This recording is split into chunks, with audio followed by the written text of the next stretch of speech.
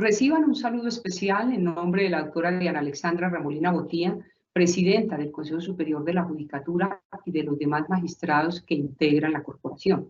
Bienvenidos a esta videoconferencia denominada Buenas Prácticas en Conciliación y como siempre es muy grato, es un honor contar con su indispensable participación. En esta oportunidad se reflexionará sobre un tema trascendental en el desarrollo de las actuaciones procesales como lo es la conciliación extrajudicial, abordando las técnicas de negociación y técnicas especiales de conciliación.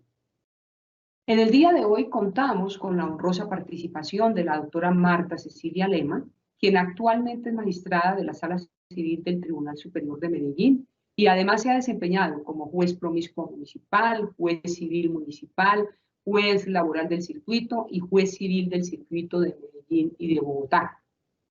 La doctora Marta Cecilia también ha sido magistrada auxiliar de la Corte Suprema de Justicia y magistrada de la Sala Civil, Familia y Laboral del Tribunal Superior de Valledupar. Tan pronto la doctora Marta Cecilia finalice su exposición, dará respuesta a algunas de las preguntas formuladas a través del chat de participación. Bienvenida, doctora Marta Cecilia. Tiene usted el uso de la palabra. Buenos días. Les damos la bienvenida desde la ciudad de Medellín, lugar desde donde se genera esta videoconferencia. Le doy un saludo muy especial al Consejo Superior de la Judicatura, cuya presidente es la doctora Diana Alexandra Ramolina Botía, a la directora de la Escuela Judicial Rodrigo Lara Bonilla, la doctora Marilucero Nova Moreno, un saludo a los asistentes que se han conectado a esta videoconferencia y un agradecimiento muy especial a los colaboradores profesionales, asistentes y técnicos de la Escuela Judicial Rodrigo Lara Bonilla con los cuales ha sido posible esta actividad. Voy a compartirles la pantalla para hacer una presentación del tema, para contextualizar hoy lo que vamos a trabajar.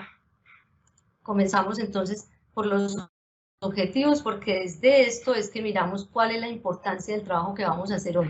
Tenemos un objetivo general que es el que se busca con todo lo que vamos a hacer, y es que los jueces asumamos un verdadero papel de conciliadores e implementemos las mejores prácticas en esa tarea de conciliación. Ya específicamente en lo que se trata del conocer, el hacer y el ser, vamos a enterarnos hoy de cuáles son las diferencias entre un conciliador y un juez. Eso es un tema fundamental para que podamos hacer un papel en el lado de la conciliación. En el hacer vamos a mirar las actividades que facilitan esa conciliación, y en el ser vamos a tener una actitud de ser conciliadores y vamos a potenciar las competencias y habilidades que tenemos como conciliadores. Tenemos entonces dos ejes fundamentales de este trabajo. El primero es la individualización de la etapa de conciliación y del papel del juez, es decir, yo hace muchos años he visto que nos ha dado dificultad asumir ese rol de conciliador y diferencia de jueces, que es muy distinta la una de la otra, y el éxito de este desempeño depende de que sepamos separar esas actividades. El primer eje entonces está en que individualicemos el papel de juez del papel de conciliador, y el segundo eje es el de las buenas prácticas en el ejercicio de la conciliación.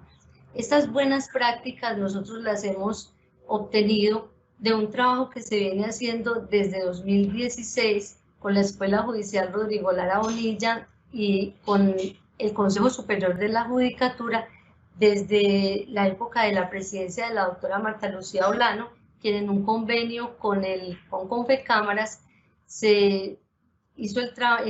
En ese convenio se logró el trabajo de hacer un módulo de formación en conciliación que recoge todas esas prácticas buenas que han hecho los jueces. Se hicieron talleres en Barranquilla, en Medellín, en Bogotá, y se logró en Cali, y se logró que los jueces participáramos en la elaboración de ese módulo, sobre todo en la unidad que tiene que ver con el ejercicio práctico de la conciliación en las audiencias, y ese es el resultado de lo que el resultado es lo que vamos a trabajar hoy.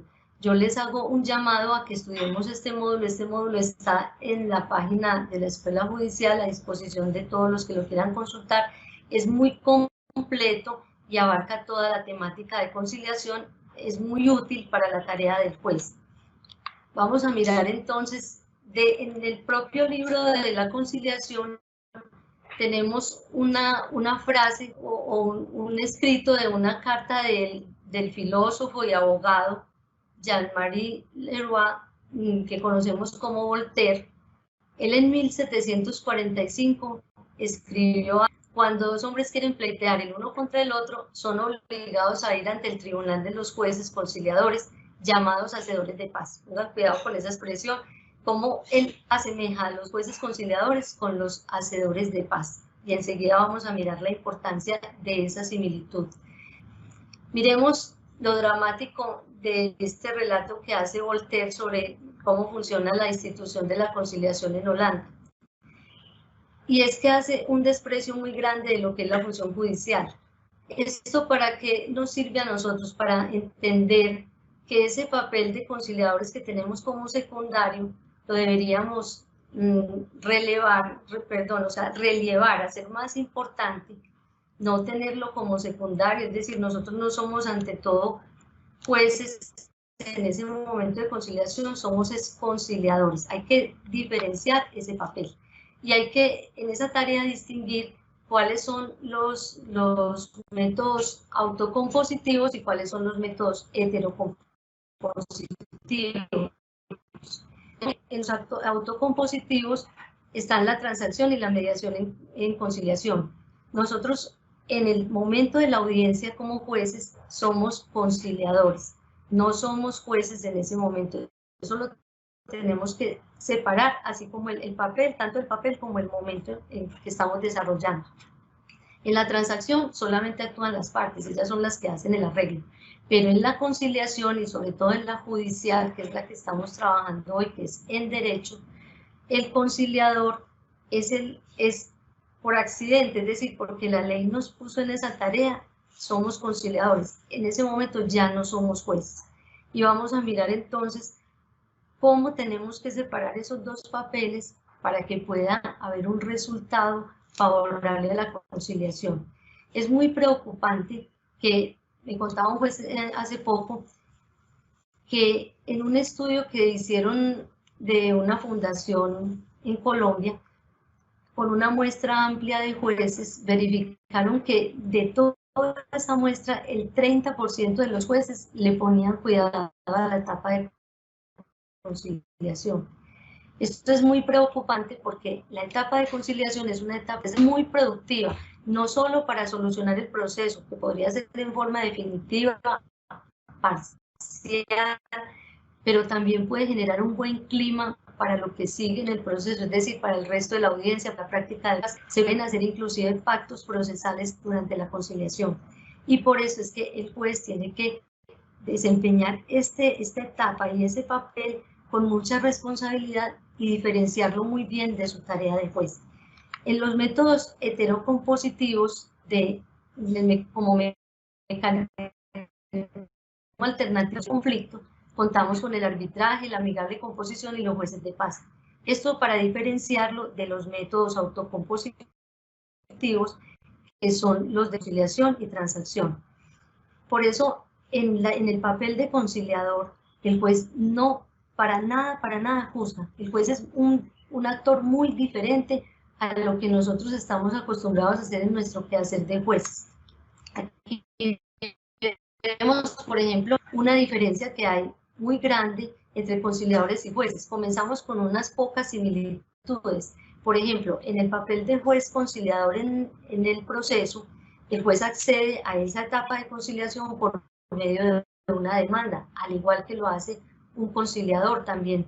El conciliador lo hace por solicitud, el juez lo hace por medio de demanda, y como conciliador también va a acceder a esa etapa por medio de esa demanda que presenta la parte. Con la ventaja de que el juez además va a tener la contestación, es decir, que tiene un panorama amplio de lo que se va a resolver del problema que se va a tratar durante la etapa de conciliación. En ambos casos, es decir, en el caso del conciliador y en el caso del juez, las decisiones hacen tránsito a cosa juzgada y prestan mérito ejecutivo. Pero ahora aquí empieza a separarse el papel del juez conciliador y del juez juez. Entonces, empecemos que en el papel del juez la decisión se toma por el juez y se impone. Aquí ya estamos viendo la imposición, la decisión es impuesta por el juez y es elaborada por el juez después de un proceso de juzgamiento. En cambio, en la conciliación, que es esa etapa inicial que manejamos en la audiencia a la cual citamos a las partes, la decisión se toma por las partes y es fruto de la autonomía y la voluntad de las partes. Estos dos elementos son fundamentales porque la autonomía implica que es la persona la que decide conciliar y celebrar el acuerdo, y es la voluntad de la parte la que juega en el momento de concretar un acuerdo. Todo esto con la ayuda del conciliador, que en este caso en el proceso es el juez. Pero tengamos muy claro que ese juez no está actuando como juez, sino como conciliador, como un ayudante de las partes y de la autonomía de ellas y de lo que ellos quieren hacer. No como el juez que juzga, ni como la actividad que normalmente hacemos en el proceso, que desde que leemos la demanda usualmente ya estamos pensando en una sentencia. Eso es un ejercicio que sabemos los jueces que estamos haciendo constantemente, estamos en un proceso de juzgamiento. Aquí debemos separar ese papel, no se trata de juzgar. En el resultado la diferencia es grandísima, la diferencia en el resultado de la conciliación siempre es un gana-gana, y lo digo siempre, porque aunque la parte haya cedido en todo, aunque la parte haya sentido que no le fue tan bien como esperaba, o sea que tuvo que pagar más o renunciar a más de lo que pretendía renunciar o pagar, siempre el resultado de la conciliación es un gana-gana. Ganan todos, ganan las partes, gana el juez, gana la sociedad, ganan las relaciones interpersonales, ganan todos los que son usuarios y beneficiarios de ese ejercicio de la conciliación. Al contrario de la sentencia siempre tiene un componente de pérdida. Siempre habrá un ganar. ¿Por qué? Porque es impuesta, porque muchas veces no se logra todo lo que se busca, porque cuando se gana, una parte llega a ganarla del todo, siempre eso está en perjuicio de otro, que es el que tendrá que hacer la contraparte, es decir, el pago o hacer la entrega de lo que se le haya ordenado, o renunciar o perder el derecho que está en discusión. Es decir, miren la estructura tan diferente. En cuanto al ambiente, el ambiente en la conciliación es un ambiente de diálogo, de negociación, es un ambiente de colaboración, mientras eso, claro, si el juez hace una buena tarea. En cambio, en el juzgamiento, lo que se trata es de formular argumentos, de competir unos con otros, de imponerse unos a otros. Entonces, miren la diferencia.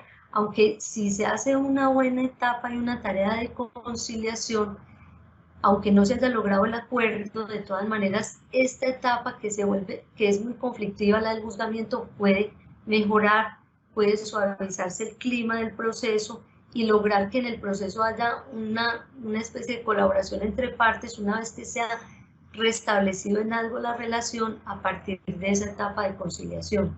En cuanto a los costos, es indudable que la conciliación tiene un costo bajo. ¿Por qué? Porque es más corta, o sea, la duración del proceso se acorta muchísimo. Ahí comenzamos en la etapa inicial, el costo será muy bajo porque apenas estamos comenzando, apenas tenemos una demanda y una contestación, y es el primer encuentro que hacemos en el proceso, es decir, que nos estamos ahorrando todo el costo que sigue hacia lo sucesivo. Y en cambio el juzgamiento tiene un costo muy alto porque agota todas las etapas. Algunos podrían decir, bueno, pero si en la primera audiencia vamos a hacer una conciliación que fracasa y pasamos a las etapas del proceso y ese mismo día se dicta sentencia, pues el costo será igual. Y la respuesta es no, el costo no es igual, porque ese costo se vuelve mucho más alto cuando yo profiero una sentencia que todavía no tiene una ejecución planeada. Es decir, yo emito un título como puede ser también el acuerdo, pero a diferencia de la sentencia, en el acuerdo yo puedo pactar las cuotas, cómo se van a pagar, porque aquí hemos manejado una parte que puede ser también la insolvencia del deudor o la insolvencia de la persona que se compromete a pagar la prestación. Y esa persona encargada de la prestación es la que en este momento tan valioso de la conciliación nos dice cómo va ella a cumplir, cómo le quedan las facilidades para cumplir el acuerdo, en qué forma lo va a hacer. Y esa es una ventaja que tenemos muy grande sobre la sentencia. En la sentencia yo nunca establezco cuotas, en la sentencia no digo formas de pago de las obligaciones que surgen a partir de la obligación. Entonces este es el costo tan alto que tiene, además que queda un resentimiento entre las partes. La conciliación restablece tejido social. La sentencia, a pesar de que hace un bien a la sociedad, porque es una forma civilizada de resolver un conflicto, de todas maneras no deja de generar un rompimiento entre las partes, hay una brecha que se amplía. La certidumbre en la conciliación es muy alta. ¿Por qué? Porque las partes hicieron un compromiso y ellas mismas llegaron a una concientización de la forma en que van a cumplir, de que llegaron a un acuerdo, de la posibilidad de que resolvieron un conflicto, o sea, la satisfacción de que resolvieron un conflicto y que van a pasar de una etapa ya de problema a solución. Al contrario, en el proceso el juez, cuando logra el juzgamiento, durante todo el proceso se maneja la incertidumbre, es decir, siempre la parte va a tener la duda de saber gano o pierdo, cómo está la jurisprudencia en este momento, cómo voy con el caso, qué va a pasar en las etapas subsiguientes, cómo me van a responder los testigos en las pruebas que pretendo que se recauden. Es una constante incertidumbre. La certidumbre que se gana con la conciliación es muy grande. Son poquitas las conciliaciones que trascienden a otros procesos, es decir, donde se discute la validez del negocio, los temas de nulidades, y de hecho cuando uno consulta la jurisprudencia de la Sala Civil de la Corte Suprema, pues que es a la que yo más acudo, me he dado cuenta que son muy pocas las decisiones que tienen que ver con la validez de las conciliaciones, es decir, el grado de certeza de la conciliación es muy alto. En cuanto al efecto que tiene en las relaciones, mientras que la conciliación, como ya habíamos dicho, conserva, mejora, restablece las relaciones entre las personas, la sentencia, al contrario, muchas veces las termina, es un escenario de competencia, mientras que este es un escenario de colaboración, de ayuda, de solidaridad. Es decir, indudablemente las partes llegan a una conciliación buscando lo mejor para cada una de ellas, pero durante ese manejo que se hace de la conciliación se puede lograr esa colaboración de partes, es decir, el entender el problema del otro y el saber que los dos vamos hacia un mismo fin, que es buscar una solución a un conflicto que tenemos.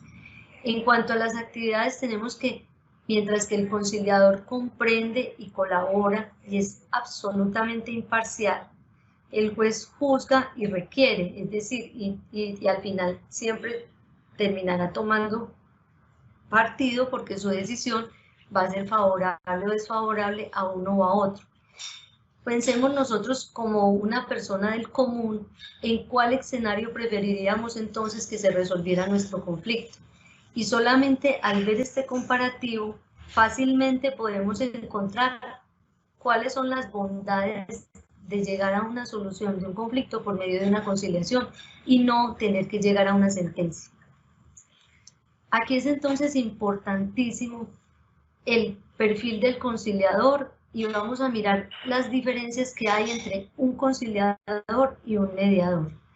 Entonces, en el conciliador se exige en la que nosotros manejamos, que es la conciliación en derecho, porque recordemos que también hay otra conciliación que se llama en equidad, o para jueces de paz que tampoco son abogados, pero en la conciliación en derecho que nosotros manejamos los jueces se requiere un perfil profesional de abogado.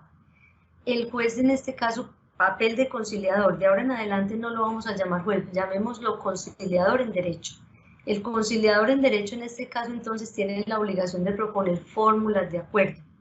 Para eso tiene que preparar el caso. El juez no puede llegar, el conciliador en derecho no puede llegar al proceso, como a veces se observa en las audiencias, todos casi que arrebatándose el expediente unos a otros para mirar qué se puede hacer en este caso. En este caso, la responsabilidad del conciliador en una buena etapa de conciliación, en el manejo de una buena etapa, es una preparación previa. Entonces, eso implica una obligación de proponer fórmulas que se preparan antes de la audiencia, no durante la audiencia. Ahorita vamos a mirar las buenas prácticas para lograr que esas fórmulas sean propuestas tanto por el conciliador en derecho como por las partes. En este caso, el conciliador tiene un rol activo y protagónico, es decir, él es el que ayuda a modular ese diálogo entre las partes y a lograr que se pacifique el conflicto que ambas llevan. Eso tiene de todas maneras un desarrollo en el que al principio hay una alteración, hay de pronto un desahogo, pueden llegar a veces se presenta y que la gente es grosera o agresiva, pero el manejo que el conciliador en derecho hace de esas situaciones es el que lleva a que eso se vaya calmando, es decir, eso tiene un pico de violencia y luego baja, merma, se pacifica y llega un momento cuando se culmina con el acuerdo. Es increíble cómo cambia el clima y la actitud de las partes de una frente a la otra. Por eso, la misión fundamental del conciliador en derecho durante esa etapa de conciliación es reconstruir esa relación entre las partes, descubrir cuál es el conflicto real que subyace al problema que les lleva, que muchas veces es diferente, a veces es un conflicto económico, pero que detrás de eso tiene unos resentimientos o unos aspectos que no están escritos en la demanda, que a veces tampoco quedan escritos en la contestación, pero se descubre durante ese trabajo que se hace. A diferencia, el mediador, que es apenas un negociador, no tiene una exigencia específica de ser abogado como nos exigen o como nos toca hacer a los jueces en ese papel de conciliador en derecho. Un mediador no está obligado a proponer fórmulas de acuerdo, estas le corresponden a las partes. El mediador apenas tiene un rol pasivo, es decir, son las partes, él lo único que hace es modular ese diálogo y tiene la misión de construir un acuerdo para solucionar el conflicto y de ser posible conservar o construir relaciones. No las tiene afirmadas como el juez conciliador en derecho, que sí debe reconstruir las relaciones como un compromiso que tiene frente a y una obligación que tiene frente a todos los usuarios y beneficiarios del sistema.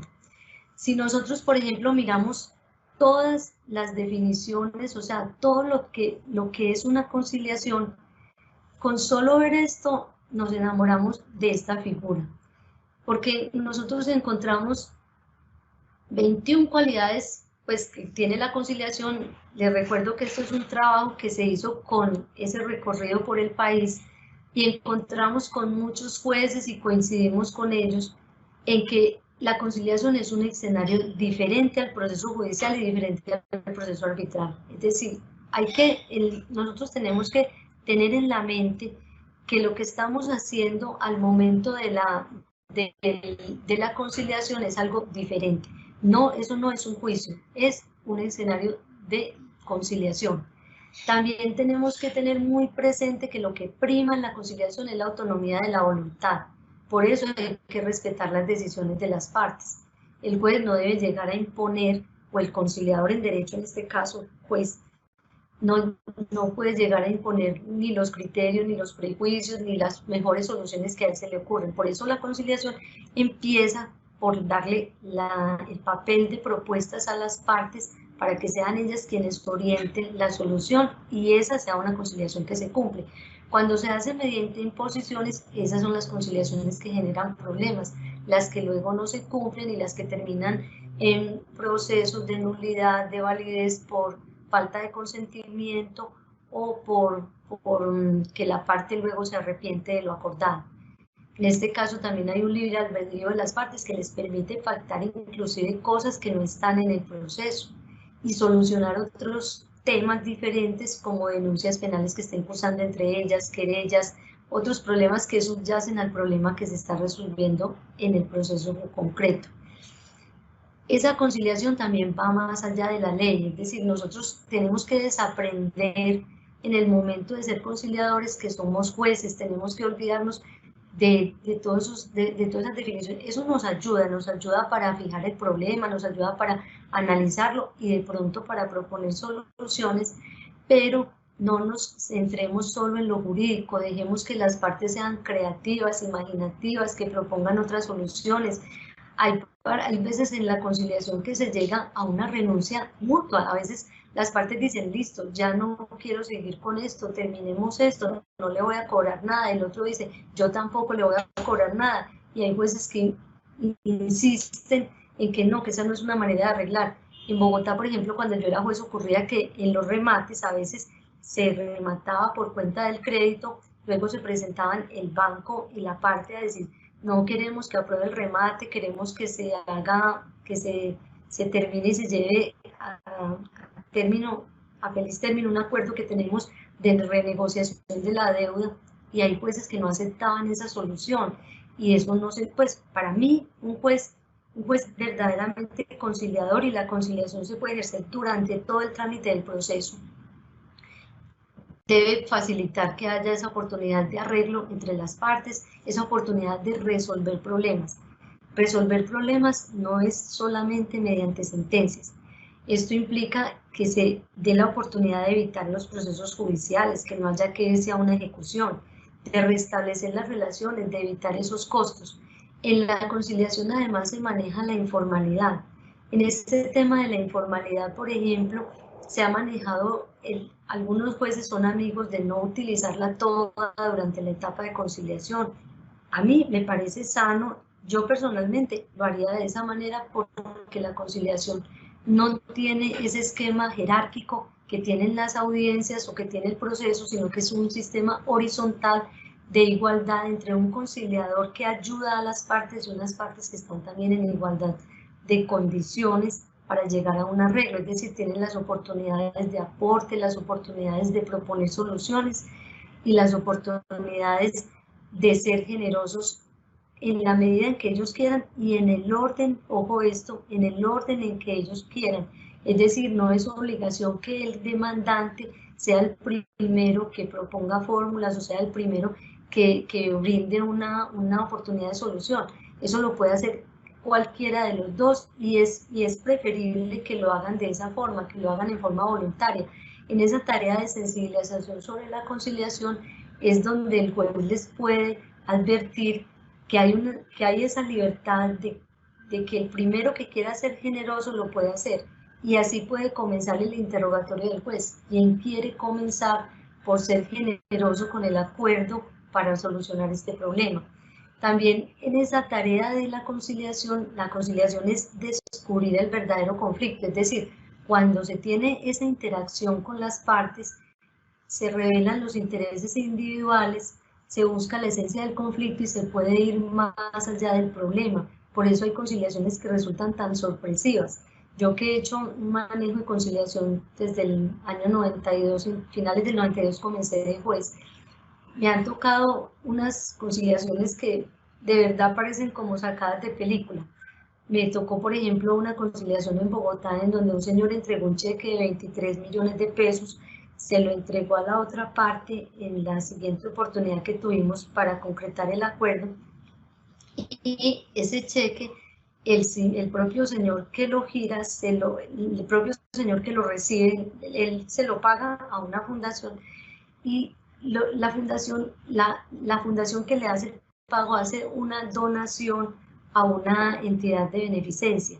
Entonces, esas son cosas donde las partes tienen dinero, pero lo que quieren es darse la satisfacción de que un reconocimiento por el otro, y que me siento satisfecho con que se restableció un clima entre ambas partes. Esa conciliación me dejó sorprendida y pues me doy cuenta de que en realidad las partes tienen mucho que ver en la conciliación, que no es el juez el que lleva la solución en la cabeza, sino que a veces las partes ya la tienen y solo hay es que buscar el vínculo, la forma, buscar el mecanismo para que esa negociación se concrete. Aquí en la negociación se hace por intereses, se hace, perdón, por resolver el problema, por lograr ganancia para ambas partes y no por intereses o por posiciones. Las conciliaciones que se hacen, las técnicas de negociación tradicionales se manejan por intereses y por posiciones, es decir, donde una parte presiona a la otra, hay amenazas, hay negociación dura o negociación blanda. En la negociación blanda se apela más al sentimiento, al pesar y se logran unas conciliaciones que generalmente, pues muchas veces no se cumplen y que también tienen muy poca firmeza. O también hay una negociación dura en la que se amenaza, se maltrata, se destacan las debilidades de la gente.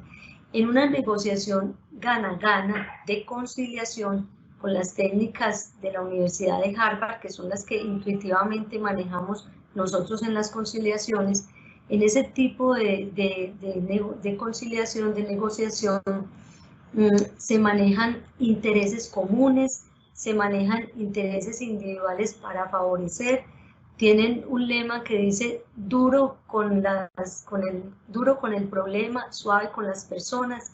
Es decir, nos centramos en la solución, en ser generosos con las partes, en ser muy respetuosos, en lograr que las partes tampoco se impongan unas a otras y que ese ejercicio de dominio que a veces se pretende hacer en la conciliación se supere, y eso comprobado, y por eso por eso el éxito de las técnicas de negociación que se manejan un poquito más al detalle en el módulo, generan ese resultado de gana-gana y son exitosas. La conciliación también es seguridad jurídica, y lo es porque las partes aceptan ese arreglo y llegan a un acuerdo, y eso tiene un trabajo de sensibilización y de aceptación que hace muy sólido el resultado, a diferencia de una sentencia que usualmente no es aceptada por una de las partes o por ambas partes y genera una cantidad de procesos y de problemas subsiguientes, el problema de las ejecuciones, de las insolvencias, de las tutelas, mientras que en la conciliación, si hiciéramos un comparativo de las actuaciones posteriores a conciliaciones, son mínimas. A veces, en mi experiencia personal, la experiencia que tuve fue de que las partes pidieron una nueva reunión para modificar términos, para poder dar cumplimiento, se hizo y se logró, y de resto no. Y ya en mi trabajo como magistrada, por ejemplo, me he encontrado con conciliaciones que por estar mal elaboradas no dan lugar a un título ejecutivo. Eso sí es un problema delicado y pues que genera mucha desconfianza a futuro de las partes, mucha desilusión, desengaño, el haber llegado a una conciliación que al final no pudo ser ejecutada. En mi vida profesional, en los 24 años que llevo en el desempeño de esta labor, he encontrado 2 conciliaciones que no se han podido ejecutar, y la falla está en la elaboración del acta. Ahorita vamos a mirar en las mejores prácticas cómo hacemos para que esa acta sí tenga esa seguridad jurídica, sí preste mérito ejecutivo y solucionar esos problemas que se presentan. La seguridad jurídica involucra ese cierre documentado del acta o constancia, que ahorita vamos a ver cuál es el contenido y cómo hacemos para que nos quede bien hechecito. Ya sabemos que eso hace tránsito a cosa juzgada y que presta mérito ejecutivo. El conciliador, además, la conciliación es diálogo, y el conciliador tiene que manejar esas técnicas de comunicación. Las técnicas de comunicación involucran el escuchar, el respetar el uso de la palabra, el implementar unas reglas previas al momento de hacer la conciliación, se hace anticipadamente, el comprender la perspectiva del otro. Una de las cosas que más nos ayuda a entender la posición del otro es ponernos, como decimos coloquialmente, en los zapatos del otro. Eso se lo podemos resaltar a las partes en la tarea comunicativa que estamos haciendo con ellas, esa tarea de decirle, póngase usted en el puesto de la persona que ha perdido un miembro de su familia, que ha perdido un hijo, que ha perdido una madre, o póngase usted en el puesto de este señor dueño de un carro cuyo conductor desconoció las reglas de tránsito y ocasionó una tragedia, pero él es un dueño de un carro que está generando un trabajo y que no se propone con esa actividad de hacer daño. O sea, son esas cosas que mueven a que el otro entienda la posición de la contraparte. Y hay que ponerle mucho interés a lo que está pasando durante la conciliación, es decir, la actitud que nosotros tengamos frente a las partes en la conciliación también es fundamental, al igual que la actitud que asumen las partes entre sí. O sea, hay que dirigir la audiencia de manera que haya ese respeto por escuchar y por permitir que el otro se exprese. Hay una flexibilidad en la conciliación que se ha perdido mucho porque los jueces hemos intentado hacer la audiencia y hacer el proceso y finalizarlo, culminarlo en una sola audiencia. No hagamos eso para que no desperdiciemos la oportunidad de conciliación. Si la conciliación exige suspender si en la etapa de conciliación entendemos que hay que suspender porque nos estamos acercando a un arreglo, pero estamos pendientes de que la parte verifique sus posibilidades económicas, su forma de concretar el arreglo, consultar con la familia, consultar hasta con el propio abogado. Manejemos tiempos flexibles. La flexibilidad del tiempo involucra cosas como suspender la actividad y después dejarla para más tardecito, fijar varias diligencias. El autor del módulo, que es de los mejores conciliadores en la Cámara de Comercio de Bogotá, nos contaba, por ejemplo, que en una conciliación tuvo 17 reuniones con las partes. O sea, obvio que los jueces no nos vamos a gastar todo ese espacio, pues porque tampoco podemos con la carga que manejamos, pero sí podemos tener al menos una suspensión para facilitar esos arreglos. La idea sería entonces que cuando se agota de manera debida y con toda la dedicación que amerita la conciliación, si estamos a puertas de un arreglo, no claudiquemos porque ya el tiempo se nos agotó, porque tenemos que sacar la audiencia ese día. Mantengamos en la agenda un espaciecito para continuar esa audiencia si es necesario y lograr un acuerdo, porque ya como vimos las ventajas de una conciliación frente a una sentencia, de verdad que vamos a ganar todos, el juez el que más, porque el juez no se va a ver sometido a una sentencia que va a generar muchos costos posteriores. Hay que promover la conciliación de receptividad, es recibir del otro, escuchar con interés, observar, guardar silencio. El conciliador en derecho, es decir, en este caso el juez debe ser el mejor observador de todos, porque él tiene que analizar cómo se va moviendo esa posibilidad de arreglo entre las partes e ir dirigiendo la discusión hacia las partes, hacia los aspectos más ventajosos del diálogo que se planteó entre las partes. La conciliación involucra un tema de actitud, como ya se dijo, frente al conciliador y frente a las partes. Y aquí tenemos que mirar que en los valores de una persona, por ejemplo, está la actitud, el conocimiento y las habilidades. Y un motivador que se llama Víctor Kruper, un español al cual alude el módulo, habla de una matriz donde el valor de la persona es igual a actitud, es igual a conocimiento, habilidades y actitud, con la especialidad de que el conocimiento y las habilidades suman, pero la actitud multiplica.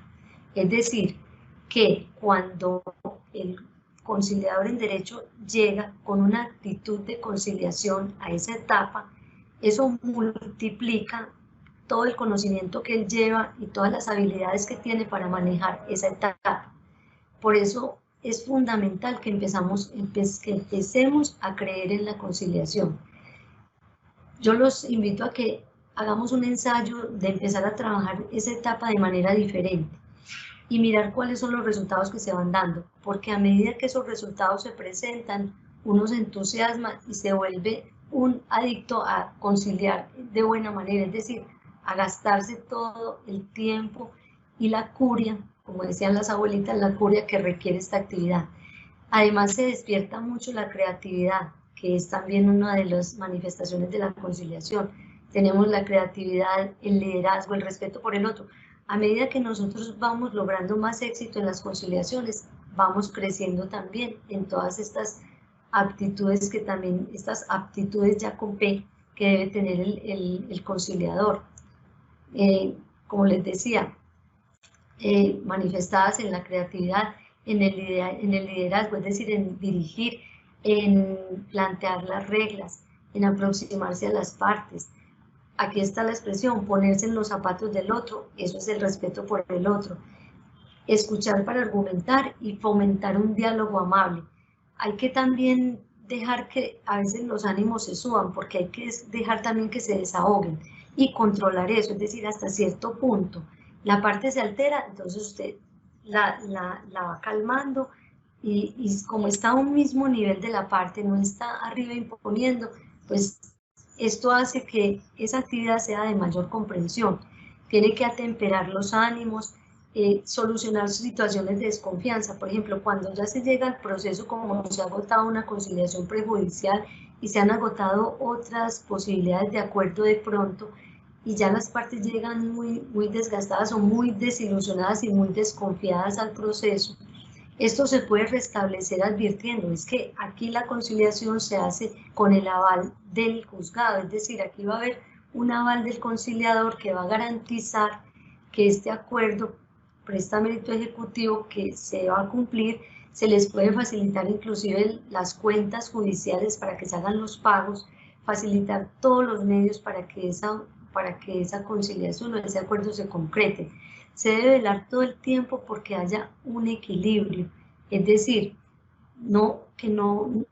tratar que en lo posible no haya un desnivel de partes, una parte con 2 o 3 abogados acompañándola, otra parte con un solo abogado. La idea es que haya un equiparamiento de partes. Cuando son familias muy grandes que son demandantes de, por ejemplo, responsabilidad civil extracontractual, tratar que pues todos tienen que estar presentes, pero que haya un representante de ellos para que, sin que eso le quite el derecho a hablar a los demás, pero para que se nivele un poquito, que no sea como una especie de linchamiento de un montón de gente contra otro. Entonces, en ese caso, el juez tiene que mirar que haya un manejo de un equilibrio entre las partes, que no se apabulle una por la otra, ya sea por el poder económico que pueda tener una de las partes o por la representatividad que tenga el conflicto en cuanto a número de asistentes. En esa parte el juez debe mirar que haya una nivelación. La conciliación es convivencia pacífica, porque genera una transformación de relaciones, porque genera tolerancia, porque permite, y ya mire como lo hemos dicho esto ya por tercera vez, la reconstrucción del tejido social. Implica también seducción, porque hay que vender la idea del acuerdo como benéfico, como favorable para todos. Hay que generar confianza, amabilidad.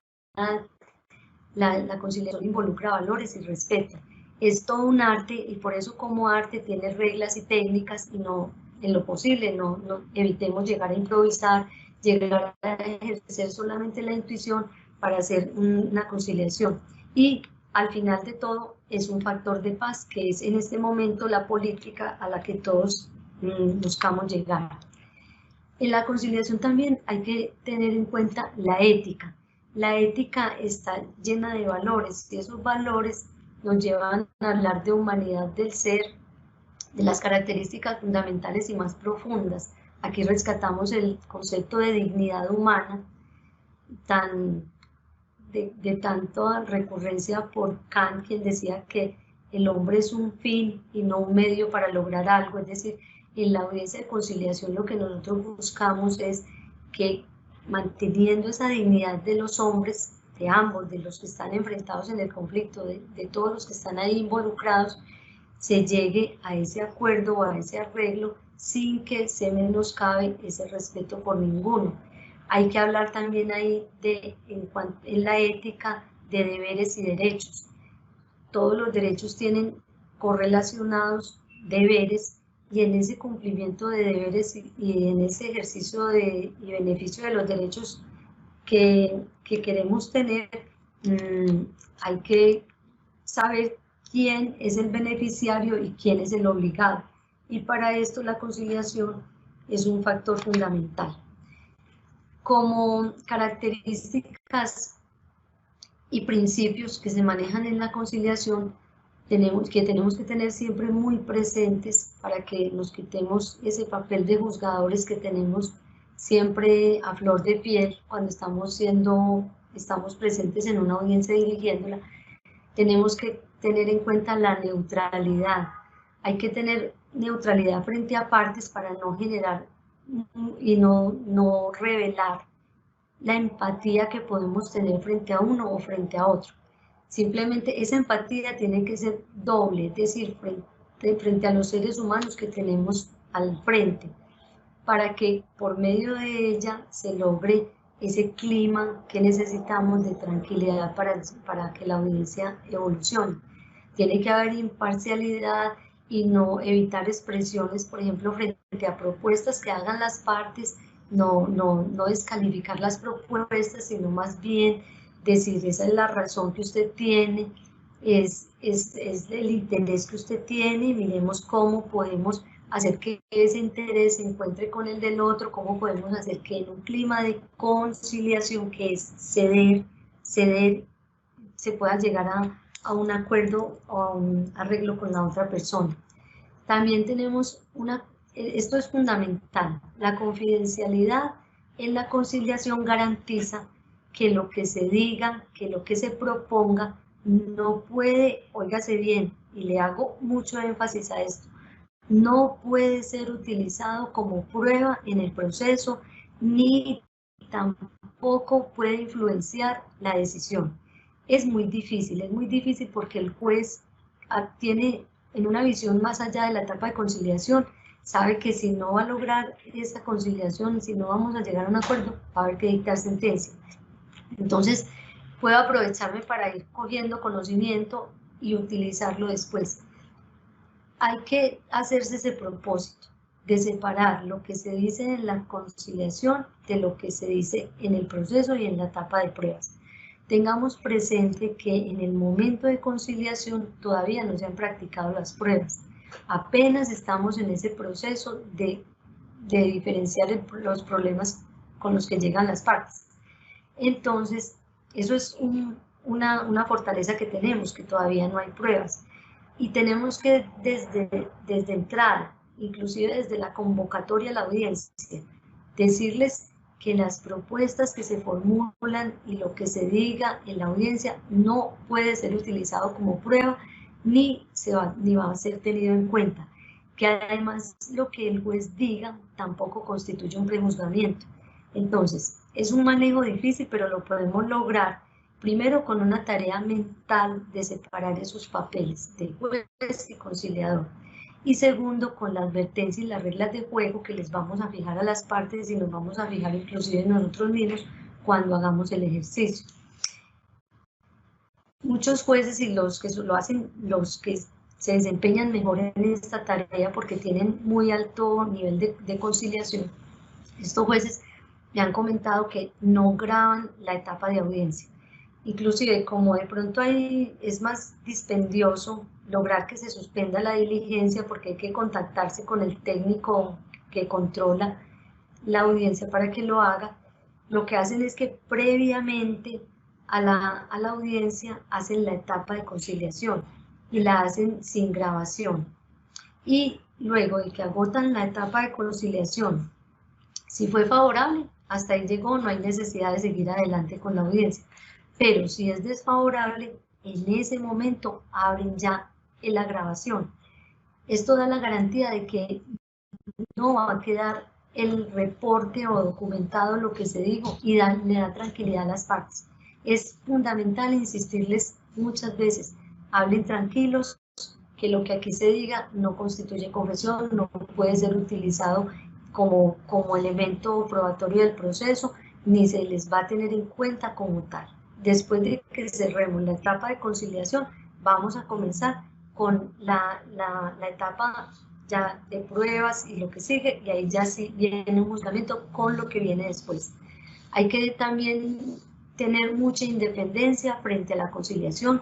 Para eso están los impedimentos, las recusaciones, el juez que no, y el conciliador que no cuente con esas posibilidades de ser independiente frente a una actividad de estas, debe manifestar el impedimento, o debe mentalmente, si es que legalmente no constituye impedimento, pero él en su interior sabe que tiene cierta predisposición con determinadas cosas, debe él mentalmente hacer el esfuerzo de separarse del prejuicio, de separarse de su inclinación y conquistar esa independencia que requiere para valorar lo que cada una de las partes va a aportar a la conciliación.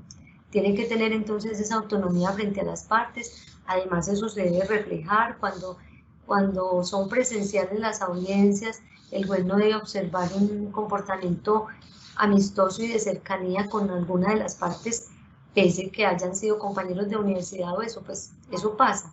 Pero la actitud tiene que ser muy ecuánime para que la otra parte no se sienta de pronto, no se genere desconfianza y no se sienta perdida porque ya ve que hay una inclinación del juez hacia alguna de las partes. Nosotros somos responsables en la etapa de conciliación frente a las partes en conflicto, frente a la sociedad y frente a la institución que propicia el acto conciliatorio. En este caso, nada más y nada menos que la rama judicial, la institución a la que debemos todo nuestro comportamiento, un comportamiento a la altura de lo que estamos representando, que es la majestad de la justicia en un país. En YouTube, por ejemplo, se han publicado videos de manejos muy desastrosos de conciliaciones donde el juez a veces no con un papel de conciliador, sino con un papel de negociador y de utilizando técnicas de amenaza o de dominio y de poder, hace un manejo fatal de la conciliación, los maltrata. Pareciera que el juez es el propio conflicto en la etapa, y esto es lo que de verdad no podemos hacer por ningún motivo. Por eso, antes de entrar a la conciliación, tenemos que estar en una actitud de tranquilidad, tenemos que haber descansado, no podemos estar, si estamos alterados, de mal genio, con un problema personal que no nos deja hacer un papel digno y respetuoso, mejor suspendamos o mejor aplacemos. Si estamos enfermos, si tenemos un dolor, si tenemos algo físico que nos impida estar atentos a lo que está pasando o ser colaborativos, respetuosos con las partes, mejor no nos hagamos a esa tarea. Mejor suspendamos. Aquí tenemos entonces unas características de la conciliación que vamos a destacar frente a las que ya hemos visto, para que nos ayuden en lo que, pues, a animarnos a que seamos más proactivos en este trabajo de la conciliación. Tenemos otra vez la informalidad, destacar eso, no lo hagamos, no asustemos a la gente con una conciliación con protocolos, donde se habla de reglas de derecho. Hagámoslo de una manera conversada, coloquial, donde a las partes se les dé confianza, donde al momento de darles la regla les preguntemos: ¿han entendido lo que les he dicho? ¿Tienen algunas dudas? Se maneja esa informalidad donde las partes hablen con tranquilidad, se les da flexibilidad, es decir, si ustedes partes necesitan consultar documentos, necesitan consultar con su abogado, pueden pedir un espacio de cierre, y en ese momento cerramos micrófonos y les permitimos que consulten. Si estamos, por ejemplo, en un medio virtual, podría darse oportunidad a ellos de que, si es gente externa a la audiencia, hagan su llamada por celular, consulten lo que tengan que consultar para facilitar los medios. No hagamos eso de una manera tan rígida que la parte diga: yo quería arreglar, pero como no pude hablar con mi esposo, como no pude consultar con mi familia, o como no me dieron oportunidad de hablar con el abogado porque Acordémonos que en la conciliación también están en juego los honorarios del abogado, y esa es una parte que a veces bloquea una conciliación, siendo algo para mí muy secundario a lo que es el problema real de las partes. A veces se daña toda la solución y el arreglo al problema porque no se tienen en cuenta los honorarios o porque la parte está tan tensionada de saber que hicieron un acuerdo que al abogado le toca la mitad, que no se atreve a conciliar. Y uno a veces, yo les he sugerido, conversen sobre los honorarios, a ver si de pronto una posibilidad de reducción puede hacer que podamos llegar a la conciliación. También la conciliación sabemos que genera celeridad porque hace un proceso corto. También hay mucha economía, hay idoneidad de la solución, porque ya vimos todas las ventajas que tiene. Y en este caso de la audiencia en derecho, de la conciliación en derecho en la audiencia, tenemos la ventaja de que las partes están en este momento moduladas por un abogado, es decir, el juez que conoce de derecho y que puede brindar esa asesoría en la mejor forma de llegar al acuerdo. Es decir, ellas son las que aportan cuál es el convenio, pero el juez es el que le da el aval con el conocimiento legal que tiene. También tengan la seguridad de que cuando se llega a una conciliación, las partes están de buena fe. Siempre la persona lo hace tratando de solucionar, no están tratando de engañar al otro, quitémonos esa idea de la cabeza, porque ellos saben que están ante un juez. O sea, por más que aquí es un conciliador, pues tenemos también eso que es una debilidad de que seamos jueces, porque eso nos vuelve juzgadores y nos dificulta ser más independientes del resultado legal del juicio. Pues es una fortaleza en el sentido de que las partes saben que se están comprometiendo ante un juez. Y eso es una ventaja que tenemos en este caso como conciliadores. En la ruta de la conciliación que elaboramos los jueces, tenemos estas etapas. Aquí hay una cosa muy interesante y es una crítica que el propio autor del módulo nos hizo, y es que esto lo elaboramos los jueces. Arrancamos con una etapa 0 de conciliación prejudicial que no nos toca a nosotros, que es la que se lleva al proceso, y luego arrancamos ya en estos cuadritos verdecitos está ya lo que es la ruta judicial. Entonces empezamos con la presentación de la demanda. Esta es una etapa escrita, la etapa de admisión también es escrita, y la de contestación son etapas escritas, el traslado se da por escrito, la fijación de audiencia. Miren, estos 5 cuadritos que tenemos en verdecito, los primeros, son todos de una etapa de escrituralidad. Empezamos entonces con la presentación de la demanda, luego la admisión, luego la contestación, luego el traslado y la fijación.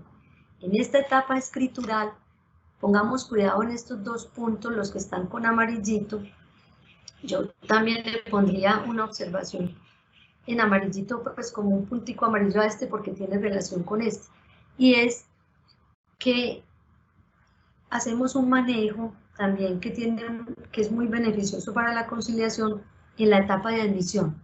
¿Cuál? Verificar lo que fue la conciliación prejudicial.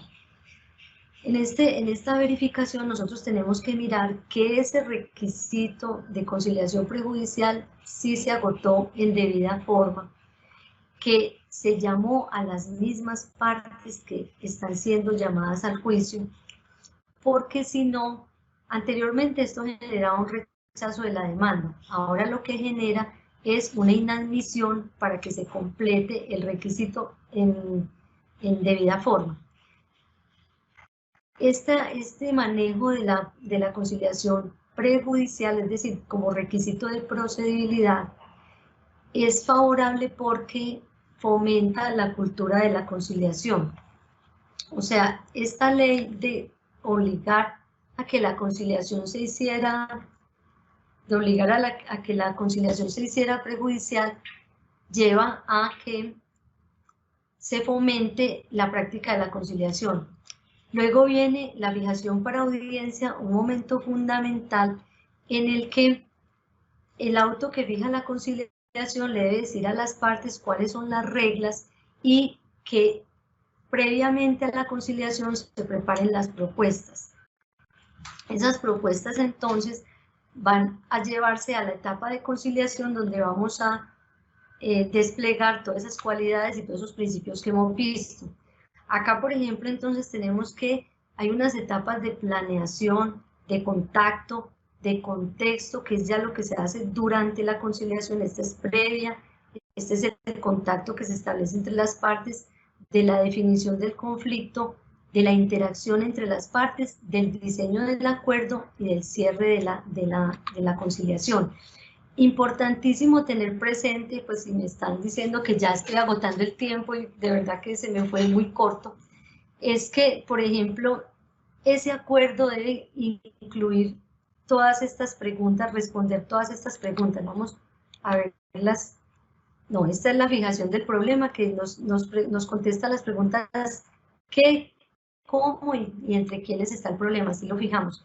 Esta diapositiva es la ubicación de las partes en la conciliación, que plantea una ubicación horizontal. Ahora que estamos en la virtualidad eso no se logrará, pero cuando lo hagamos físico debemos velar porque eso se haga de manera horizontal.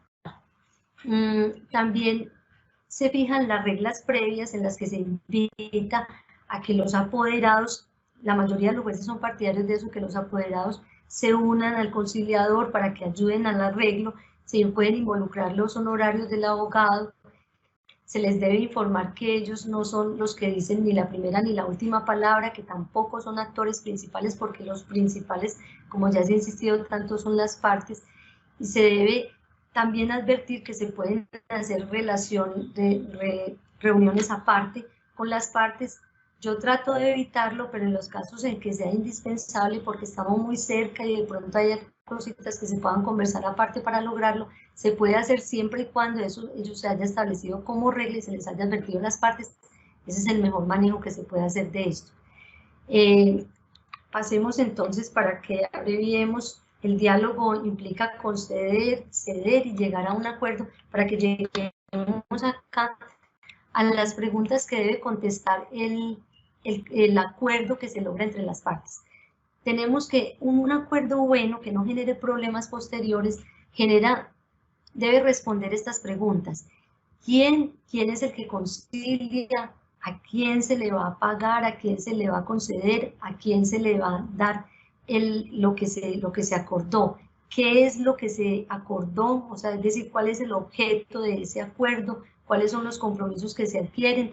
¿Por qué se adquirieron? Es decir, porque con esto vamos a solucionar las pretensiones de la demanda, de la contestación, de los llamados en garantía, de todos los que están involucrados. ¿Cuándo se va a cumplir? Este es fundamental, porque si dejamos que se nos quede en abstracto o condicionado a actividades de terceros, estas son las conciliaciones que luego no se pueden cumplir. ¿Cómo se va a cumplir el acuerdo y dónde se va a cumplir? Todas las preguntas que logremos contestar en un acta de conciliación nos aseguran que esa acta quede blindada. Y finalmente tenemos entonces un resumen acá. Esto está en el módulo, además, el resumen de cuáles son las mejores prácticas que han implementado los jueces, que yo se las he ido contando a medida que hemos hablado de las cualidades del conciliador y del desempeño en las audiencias, para que las apliquemos en nuestro quehacer diario. Aquí están, por ejemplo, el de conocer íntegramente el expediente, preparar la audiencia, presentar propuestas. Los mejores conciliadores jueces me han dicho que lo mínimo que uno debe llevar a la audiencia son 3 fórmulas de acuerdo, así se gaste un poquito de tiempo, pero las debe preparar y plantearlas, no presentarlas de una, sino después de que las partes hayan presentado las suyas, brindar trato digno y respetuoso, suspender el audio y el video. También se puede promover un pacto de confidencialidad entre las partes, donde se les pregunte si están resueltas, a que haya una confidencialidad en que lo que se diga ahí, ellas tampoco lo van a utilizar ni lo van a comunicar. De formular las propuestas es vital, que se haga una concienciación sobre las renuncias mutuas y las concesiones, que se permita el acceso a personas ajenas cuando las partes lo acepten, inclusive de peritos o técnicos que nos puedan ilustrar sobre algún punto en debate, que se suspenda cuando sea necesario, que siempre se propenda porque el arreglo sea integral, es decir, que abarque todo, aunque eso no impide que se haga parcial, que se incorporen reparaciones simbólicas, es decir, pedir perdón o restablecer relaciones que se han roto, permitir que los abogados participen de los acuerdos y redactar un acuerdo completo. Aquí entonces volvemos ya a la imagen de la videoconferencia. Pues se me fue muy corto el tiempo, de verdad, porque quería expresar muchas cosas, pero esta es un abrebocas para que estudiemos el módulo. Vamos a darle entonces la palabra a la doctora María Lucero Novoa para el tema de las preguntas. Muchísimas gracias, doctora Marta Cecilia, por tan didáctica, clara y muy importante exposición. Vamos al espacio de las preguntas, doctora Marta Cecilia, y con una invitación, porque como usted lo manifestó, parece que quedaron algunos temas que consideramos todos muy importantes explicarlos detalladamente como usted lo estaba haciendo. Pero vámonos al espacio de las preguntas, y la primera es, doctora Marta Cecilia, ¿cómo se puede manejar en la práctica la diferencia de los papeles de conciliador y juez cuando estos concurren en una misma persona? A lo largo de la exposición, pues di muchas claves de el juez mentalmente se tiene que separar de ese papel de juzgador, tiene que abordar el papel de conciliador en derecho, que es muy distinto al de juez, como ya dejamos explicado. Uno de los objetivos principales de esta videoconferencia era que entendamos esa diferencia entre uno y otro y nos comportemos como tales, es decir, como conciliadores en derecho. A mí me parece que un manejo horizontal hace que nos separemos de ese papel de juez. El solo hecho de no estar togados nos hace entender que estamos desempeñando otro papel diferente. Hay jueces que no están de acuerdo con eso, yo entiendo, y eso es una actitud personal. Pero yo, por ejemplo, en el manejo que hago de las audiencias, cuando era juez me tocaba, lastimosamente no me tocó la oralidad ni la toga, pero sí se los he recomendado a jueces compañeros, porque cuando era juez lo hacía. En el despacho yo ubicaba siempre en una mesa redonda las partes que iban a conciliar y yo me ubicaba en el mismo nivel de todos como uno más. Y además salía por ellos del despacho, no dejaba que ellos entraran ni que los empleados los guiaran, sino que salía del despacho, los recibía, los conducía al lugar donde se llevaba a cabo la conciliación. Ellos se sorprendían de ver que el juez pues se había bajado, inclusive como era inclusive juez en Bogotá, eso generaba mucha sorpresa, que el juez saliera del despacho, que el juez atendiera a las personas, las saludara, las llevara a la mesa donde iba a hacer la conciliación. Ellos se sorprendían y ya cambiaban de actitud. Ese solo impacto hace que todos cambien ya de papel. Una clave, por ejemplo, que se puede manejar es que cuando se introduzca ya el tema de la conciliación, en lugar de empezar a hablar de lo jurídico y de la conciliación, en la presentación podemos introducir una pregunta diferente. Por ejemplo, ahorita se me ocurre en este algo virtual que en la pandemia nosotros podemos, cuando estamos manejando la conciliación, ojo, sin grabar, en una reunión de estas de Teams, pero sin grabar, le damos la palabra a las personas y le decimos, bueno, vamos a presentarnos. Los que no quieran utilizar cámara y video, mejor todavía. Yo inclusive bloquearía la cámara para que estén más confiados y puedan hablar más tranquilos. Y les diría, vamos a presentarnos y digamos una pregunta. Cada uno va a contestar en una frase. ¿Qué ha descubierto en esta pandemia que no le hace falta? O ¿cuál es la mejor cosa que le ha ocurrido en esta pandemia? O ¿cuál es un gesto de generosidad que usted le ha visto a una persona o del que ha tenido conocimiento que lo ha dejado admirado o que le ha llamado la atención? Cualquiera de esas tres preguntitas se las puede poner a que cada uno escoja la que quiera contestar, o que cada uno conteste en una o dos frases. Hace que ya la gente baje ese nivel de tensión que tiene y que sepa que estamos en una cosa coloquial, que es la etapa de conciliación, no el juicio. Entonces separemos esa actividad la una de la otra y separemos lo jurídico de lo que es el tema de conciliación, que es en esencia el arreglo por las partes de un problema. Muy bien, doctora. Siguiente pregunta. Según las experiencias vividas o conocidas en el campo judicial, ¿cuáles son las mayores ventajas y beneficios que trae lograr la conciliación en el proceso judicial? Pues hemos resaltado muchísimo las ventajas, pero hay unas que lo dejan a uno admirado. En mi trabajo de juez, cuando me desgastaba mucho en conciliaciones, es decir, yo les ponía todo el ánimo, sobre todo porque no tenía las limitantes que tienen hoy en día los jueces de hacer en una sola audiencia, que es lo que prácticamente se les ha impuesto, hacer todo el proceso en una sola audiencia. Nosotros sí teníamos la tranquilidad de manejar. Yo trabajé mucho con la audiencia del 101, anteriormente, que era la audiencia de conciliación. En esa audiencia, por ejemplo, yo invertía las 3 horas que traía el código, decía, hasta 3 horas invertidas en conciliación. Y llegaban las partes y de entrada me decían muchos abogados de muy alto turmequeo, o sea, abogados de los famosos. Me decían, doctora, aquí no hay posibilidades de ningún arreglo, yo creo que mejor nos ahorramos ese espaciocito y pasamos de una vez al decreto de pruebas o cerramos y volvemos a lo que, pues, para otra oportunidad. Y yo les decía, no, doctor, espere, hagamos el ejercicio, sentémonos, conversemos, porque hay una cosa que no tiene precio y es el cambio de clima durante el proceso. Es decir, cuando se agota una buena etapa de conciliación, aunque no se haya logrado el acuerdo, el clima cambia. Y por eso, ya solamente por eso, logramos unas etapas posteriores con mucho mejor desempeño. Lo otro es que dejamos la puerta abierta para una conciliación posterior, es decir, cerrada la etapa de conciliación, y se los recomiendo mucho a los jueces. Dejen la puerta abierta, díganle a las partes en cualquier momento del trámite, y lo dice además el Código General del Proceso, puede haber un espacio para conciliación. ¿Cómo? Una parte cuando vea que las pruebas ya son contundentes, que ya no hay nada más que hacer, le puede decir, pues quiero conciliar, o contraparte, queremos conciliar. Y el juez les puede abrir el espacio, inclusive les puede decir cuando se hacen este manejo de audiencias virtuales, quien quiera tomar la palabra para decir si está interesado en reactivar el momento de conciliación, lo puede hacer.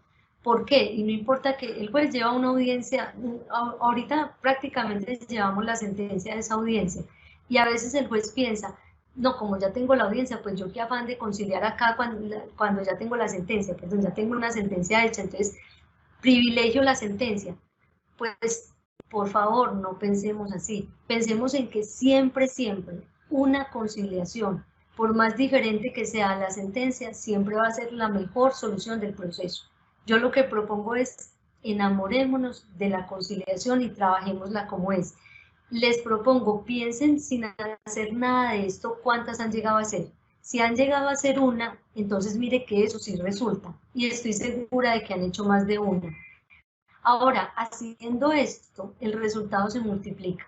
En Medellín hay una juez civil de circuito que tiene un nivel de conciliación altísimo, al punto que nada del trabajo de ella prácticamente llega al tribunal. Lo que llega son las tutelas en segunda instancia, pero trabajo de ella no conocemos. ¿Cómo la calificamos?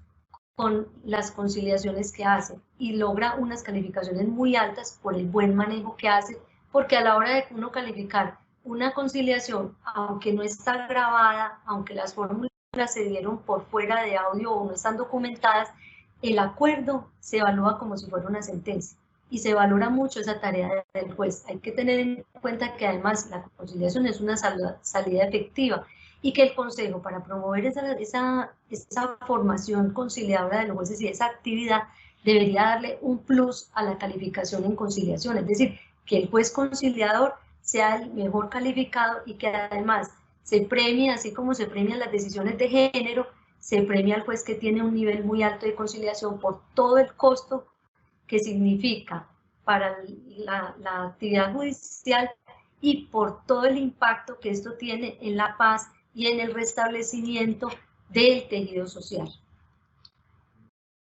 La última pregunta, doctora. ¿Cuáles problemas se pueden presentar una vez la conciliación se logra y cómo los podemos prevenir?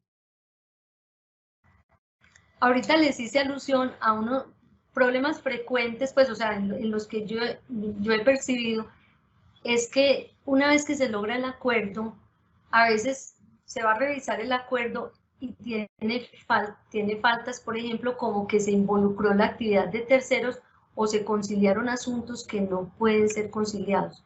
En esto, el conciliador en el derecho, que es el juez, está calificado para saber cuáles asuntos son transigibles, cuáles son conciliables y desistibles, y en ese caso debe hacer un control sobre esos aspectos. Ese es el primer tema. El segundo tema sería entonces el de las obligaciones que se adquieren. Esas obligaciones tienen que estar en cabeza de la parte que las cumple. Por ejemplo, en una conciliación que tuve en una segunda instancia un ejecutivo, basado el título ejecutivo en una conciliación donde se negó la orden de pago, en este caso era una orden de transferir unas acciones de una sociedad. Resulta que había una limitante y es que las acciones no se podían transferir a terceros y tenían que ser puestas primero entre los socios. Y nunca se pudo llevar a cabo esa conciliación porque no había ese impedimento. Es decir, ese estudio previo que el juez hace para llegar a la conciliación, también en la planeación que hace, debe verificar cuáles son los aspectos que podrían ser problemáticos a la hora de los acuerdos. También se presentan, por ejemplo, problemas de insolvencia, es decir, la parte se compromete a hacer unos pagos y hace algunos y de pronto le falta otro, no lo logra. Pues cuando yo hacía el manejo de las conciliaciones les proponía que en caso de que tuvieran dificultades se contactaran conmigo, y yo cuando era juez usualmente guardaba los viernes, que eran días que yo no hacía diligencias, precisamente lo reservaba para eso, porque también tenía un nivel muy alto de conciliación, entonces también necesitaba espacio para las continuaciones y para solucionar esos problemas. O cuando suspendía, y yo les proponía de una vez, miren, vamos a suspender, y como yo el viernes lo tengo libre, entonces para que eso no se utilice como un método de dilación, lo que el juez tiene que hacer es tener disponible una oportunidad cercana para continuar. Y cuando hay problemas de insolvencia, decirles, por ejemplo, las partes, ustedes se comunican conmigo, o sea, yo soy como el juez que controlo el resultado de esto después, y no quiero que la conciliación se malogre porque me faltó un poquito, porque me di cuenta que no puedo hacer esto, porque hay que hacer como en los negocios se hacen, otros sí. Entonces yo le digo a las partes, me llaman y yo fijo el espacio y vienen simultáneo y conversamos. Ya es inclusive más fácil porque ya no hay que venir, ya nos ponemos una cita por el Teams. Entonces llegamos a la etapa y conversamos y modificamos o ajustamos, damos un poquito de plazo si es posible. Esa es la forma de solucionar esos problemas y evitar que vuelva y escale el conflicto.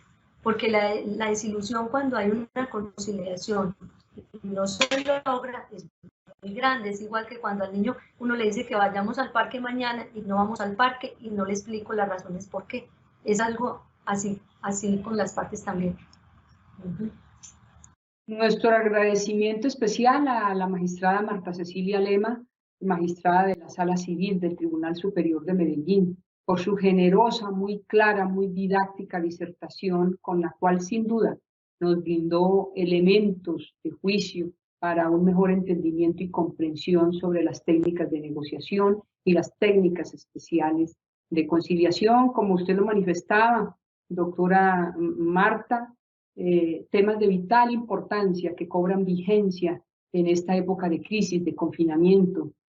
Como usted decía, se podría ahorrar mucho tiempo, hacer menos morosos los procesos y de esa manera contribuir con la solución de tanta conflictividad que se podría resolver con la conciliación y no ir a un proceso judicial que, como todos sabemos, es más rígido y, por supuesto, más largo.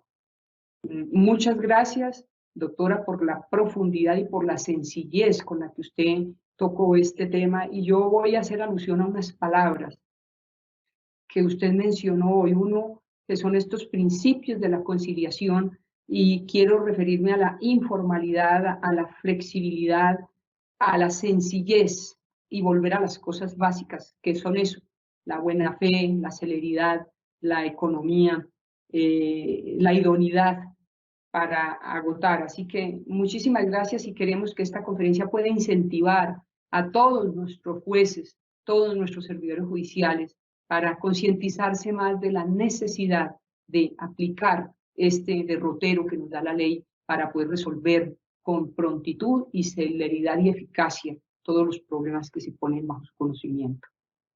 A todos los servidores que nos han acompañado, a todas las personas también que de una u otra manera articulan el sector justicia, muchas gracias por su participación en esta conferencia, así como al grupo de colaboradores de nuestra Escuela Judicial. Y como siempre, terminamos con una frase a propósito del tema de hoy, y quiero compartir una del escritor José Martí que dice: por ley de historia, un perdón puede ser un error, pero una venganza es siempre una infelicidad. La conciliación es la aventura de los pueblos. Muchas gracias, un resto de día muy feliz para todos y para todas.